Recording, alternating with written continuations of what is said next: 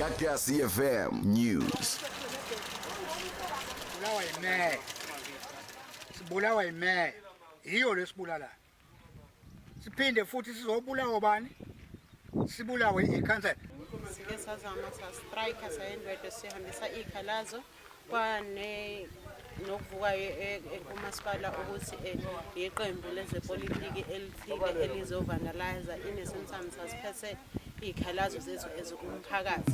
Uhlomuka osihambele lo mphakathi ukunikelela ngelulu elizowuphakela ngamanzi kanye nemoto ezobhekelela ukucisha umlilo kanye nezinhlekelele. Uthi uyathemba ukuthi lezi zinsiza abanikele ngazo zizokwenza omkhulu umehluko emphakathini. Izosheshe responde uma kukhona imililo ekhona eshisa imizi or kunemoto eshayisile mhlambe ufuna ukuthi wazi ukuthi basizakala abantu bakhona.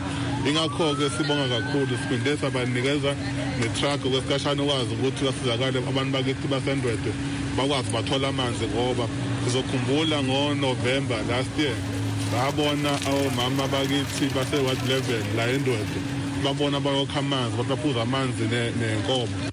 Nami bengakujabulela ukuthi amanzi esizoba nawo namhlanje kungabe ukuthi amanzi esizobuye ngelilanga singabi nawo. Khona bebehamba amabanga amade beyokha amanzi thola ukuthi mayezokha ibhakede elilodwa umuntu akazokwanela lowo manzi. Asithembeke ukuthi lo mphakathi uzogcina usitholile isisombululo saphakade samanzi njengokuthembisa kweziphathimandla zakulomasipala. Ezindabeni zeGagasi FM ngingubonga Ngina ngisendwedwe. Gagasi FM News.